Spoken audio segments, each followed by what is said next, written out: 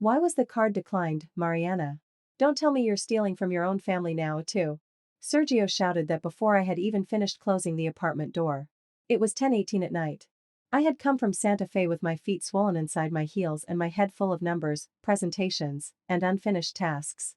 I had spent 12 hours at Lumina Ads, an agency where everyone smiled over expensive coffee while fighting for million-dollar accounts. I was one day away from presenting the campaign that could make me an account director. But in me home, my job was never a job. It was an excuse. My mother-in-law, Dona Amparo Aranda, came out of the kitchen wearing her ivory satin robe, acting as if that apartment in Narvart were a hotel paid for by her and not by my salary. Look at the time, she said, looking me up and down. A married woman doesn't come home like this when she has a husband and a baby. On the table were lunch plates stuck to the tablecloth, a pot of dried-out rice, dirty glasses, and an open bag of sweet bread. No one had washed anything. No one had put anything away. They had left everything waiting for my hands, as if I were part of the kitchen. From the bedroom, I heard a little whimper from my 9-month-old daughter, Emma. That sound went through me deeper than any insult. I went straight toward her, but Sergio blocked me way. My mother went to the ATM, and the card didn't work. What a coincidence, right? I have an important presentation tomorrow. I need to sleep. Amparo let out a dry laugh. Sleep. How delicate. At your age, I took care of the house, my husband, my children, and I still had time to look decent. I did not answer. If I spoke, I was either going to cry or break something. Neither option helped me. I went into Emma's room. I found her half awake, her diaper swollen, one tiny hand gripping her yellow blanket. I changed her diaper, held her against my chest, and breathed in the scent of her little head.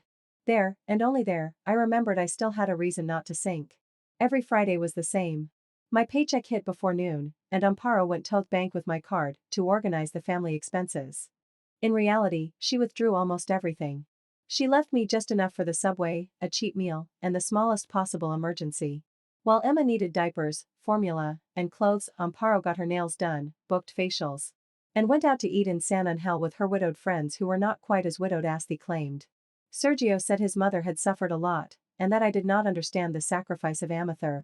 I listened to that while paying the rent, groceries, electricity, the pediatrician, and even the new sneakers he wore to play padel with his friends. He fixed laptops on the side, got paid in cash, and never had money. It was always gone. He never explained where. I had gone back to work 3 months after giving birth. I pumped milk in the agency bathroom, answered emails with one hand, and rocked Emma with the other. Sometimes I corrected campaigns at dawn while Amparo slept in front of the television and Sergio snored as if exhaustion belonged only to him. Everything changed the week before. My boss called me into a conference room with the regional director. They told me the campaign for a food brand had saved a huge account. They offered me a promotion, junior account director, a 35% raise, and quarterly bonuses. I smiled, signed, thanked them, and walked into the bathroom to shake in silence. Not from fear, from hope. That same day, I went to the bank. I opened a new account, requested a new card, changed my direct deposit, and blocked the old card. The bank representative asked if I needed additional support. I said no because I was ashamed. She looked at me as if she had seen that shame too many times. On Friday, Amparo got ready early. Expensive perfume, red lipstick, a fake designer bag, and dark sunglasses. Give me the card before you leave, she ordered. I left it at the office. Her eyes narrowed. Then Sergio will bring it tonight. I said nothing. I kissed Emma and left. I turned off my phone during the presentation. We won the campaign. They applauded me. My boss hugged me. I came home with a folder under my arm and a new card hidden inside the lining of my wallet. When I opened the door and saw Sergio red with rage, I knew there was no turning back. My mother was humiliated at the bank, he spat. Who do you think you are, blocking our money? Our money. Those 2 words made something in Sadim, something old and exhausted, stand up. My salary does not belong to you. Amparo pressed one hand dramatically to her chest. Did you hear that, Sergio? The promotion went to her head. Now she thinks she's some kind of woman. I held Emma tighter. And while my mother-in-law accused me of being ungrateful and my husband slammed his fist on the table, I noticed something on top of the refrigerator. A brown folder Sergio had forgotten to hide.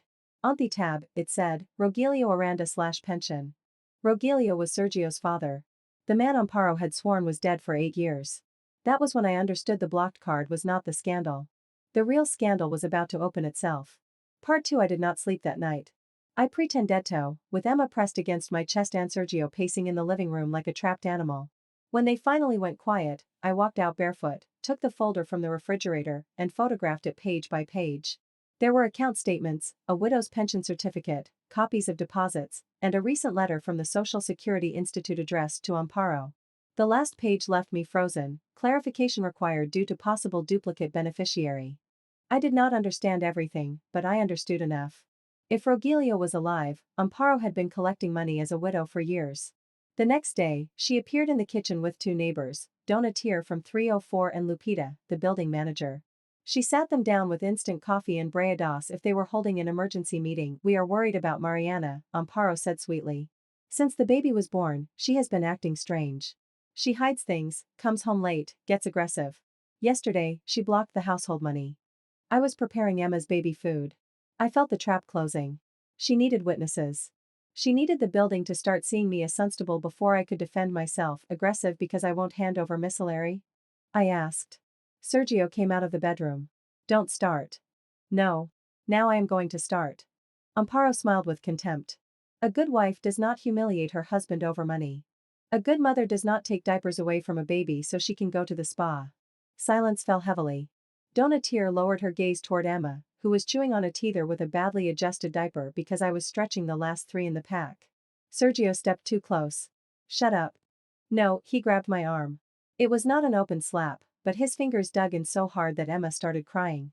Something inside me broke, and at the same time something locked into place. "Let go of me, or I am calling the police." Sergio let go, but he looked at me with a new kind of hatred. "You are going to destroy this family." "No. I just stopped financing it." That afternoon, I took Emma to my sister Carla's apartment in Portales. For the first time, I said everything out loud: the card, the withdrawals, the shouting, the folder, the way he grabbed me. Carla did not lecture me. She poured me coffee and lent me a laptop. "Find everything," she said. "Not for revenge. To get out alive." I found more than I expected. Sergio had an informal repair business for 3 small offices, and he collected cash. He had also bought televisions, sneakers, and even a watch with deposits that did not appear in any tax records. Amparo, besides the pension, sold bottles of homemade eggnog and mezcal at neighborhood bazaars without permits. But the strangest thing was Rogelio. He was not dead. He lived in Puebla and had started a retirement process that collided with Amparo's supposed widowhood. I saved screenshots, receipts, chats, and photos. I did not file a report. Not yet. First, I called a lawyer recommended by my boss. Her name was Veronica Salas, and she had the voice of someone who had already heard too many stories like mine. "Do not confront them again without backup," she told me. "Document everything. Use the new account. Get your documents and the baby's documents out of the house. And if he touches you again, report domestic violence." On Sunday, Amparo organized a lunch to talk as a family. 2 of Sergio's aunts came, along with a cousin and the pastor from the church Amparo attended whenever she needed a reputation. She served store-bought mole and presented it as if she had cooked all day. "Mariana is confused," she announced in front of everyone. "She thinks that just because she makes a little more money now, she can look down on us." Sergio added, "She even hides money from her own daughter." Heat rose to my face. Emma was in her high chair, banging a spoon. Everyone looked at me as if I were the defendant in a family trial. "My daughter does not have enough diapers because you empty my paycheck," I said. "My mother-in-law collects a widow's pension while Rogelio Aranda is alive. And Sergio earns undeclared cash while calling me a thief for protecting my salary." The pastor choked on his water. One of the aunts put down her fork. Amparo turned white. "You are crazy." I took out my phone. I did not show everything, only enough: the certificate, Rogelio's name, a deposit, a photo of the folder. Sergio slammed his hand on the table. "You went through my things?" I defended myself. At that moment, someone knocked on the door. It was an older man, thin, wearing a straw hat and carrying a folder under his arm. Sergio stopped breathing. "Dad," he whispered. Rogelio looked at Amparo. "I came to ask why I have been dead in your paperwork for years." Part 3. Rogelio did not shout. That was what made everything more terrible. He came in slowly, placed his folder on the table, and looked at the food, the faces, Emma, then me. "You must be Mariana," he said. "The wife who pays for what my son refuses to pay." Sergio stood up. "Dad, you don't know what is going on. I know your mother declared me dead so she could collect a pension. I know you have known for months. And I know this young woman had to block her own card before anyone here noticed the theft." Amparo began to cry, but they were tears of anger, not guilt. "You abandoned me, Rogelio. He had the right to survive." Surviving is not the same as falsifying documents. The pastor stood uncomfortably, muttering that this was a private matter. Rogelio stopped him with one sentence. When people use God to cover fraud, it stops being private. The first twist was that Rogelio had not come alone. Downstairs, two officials from the Pension Institute were waiting. He had already filed a report because when he tried to retire, he appeared as deceased in an old record manipulated by a fixer who was friends with Amparo. I had not triggered the investigation. The man she had turned into a ghost had. The second twist came when Rogelio opened another folder and pulled out printed transfers. Sergio had received money from Amparo for years, money from that false pension, and had used it to pay sports betting debts. It was not just laziness. It was not just machismo. It was a pit. I felt sick. I had counted coins for formula while my husband gambled and his mother painted herself as a martyr. Mariana, Rogelio said, I did not comatose save you. I arrived too late for that. But I brought proof so they cannot keep calling you crazy. Veronica, my lawyer, arrived 20 minutes later because Carla had called her when I sent me location. In the living room where I had been humiliated so many times, she asked that no one block my exit. She photographed the finger marks on my arm. She saved copies of the folder. Then she said quietly, today, you leave. Sergio laughed, and where is she going to go? Without me, she can't do anything. After everything, that sentence gave me a strange peace. Because it no longer sounded true. It sounded afraid. To a place where my daughter will not learn that love means obedience, I replied. I went upstairs with Carla. We packed documents, Emma's clothes, my laptop, the new card, and a cloth doll into one suitcase. Amparo followed me into the hallway. You will regret this. A single mother is worth nothing. I looked at her. For the first time, I did not see a queen. I saw a woman terrified of losing her servant. A single mother with her full salary is worth more than a wife surrounded by thieves. I went downstairs with Emma in my arms. Sergio tried to stand in front of the door. Veronica raised her phone. Do it, and I am calling the police for unlawful restraint and domestic violence. He stepped aside. That night, I slept at Carla's place on an air mattress, with Emma breathing calmly beside me. I cried silently, not because I missed Sergio, but because of the woman I had been for so many years. The one who believed enduring meant keeping Alma together. The domestic violence report was filed 2 days later.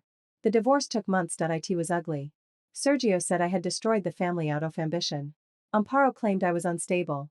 But the messages, the bank withdrawals, the photos of my arm, the neighbors' statements, and Rogelio's documents spoke louder than they did. I received primary custody of Emma.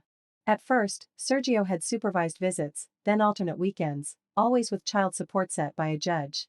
He did not like it. I did not like rebuilding myself from zero either. But a clear court order hurts less than a house full of screaming. Amparo faced fraud proceedings and had to return an amount she could not fully pay. She sold the house into Quesquetango, the one she claimed did not exist whenever diapers had to be bought. Sergio lost clients once people found out he did not issue invoices, and he ended up working on commission at an electronics store. Rogelio, despite all his mistakes, testified in my favor. 2 years passed. I moved into a small apartment near Emma's daycare. It had no marble, no elegant living room, and no mother-in-law giving orders from the kitchen. It had silence. It had a clean table. It had a savings account in my daughter's name and another in mine.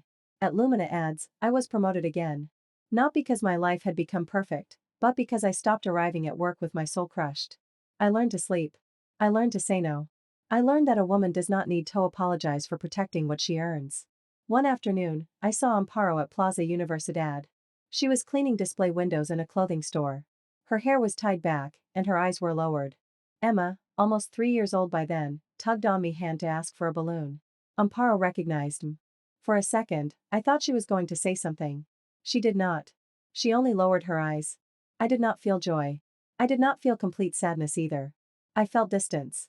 The kind of distance a survivor needs so she does not walk back into the fire just because someone inside is calling her name. At home, I keep the first card no one was able to take from me. It is in a little box with Emma's hospital bracelet and the copy of my promotion. Sometimes I look at it when I doubt myself. It is not plastic. It is a boundary. It is the day I stopped believing that my salary, my body, my time, and my silence belonged to a family that drained me while calling me selfish. Emma will grow up knowing that love is not collected in cash, and it is not proven by obeying abuse. She will grow up watching her mother pay bills, make mistakes, get back up, laugh, and choose. And if someday someone tells her that a good woman gives everything until she is empty, I will show her that card and say, no, sweetheart. A good woman also learns to stay with herself. Because I lost a marriage, yes. I lost a table full of people who accused me while eating from my effort. I lost the fear of looking like the bad woman. But I gained peace. I gained my name. I gained the chance to look at my daughter without shame and tell her that no house is worth the destruction of your soul.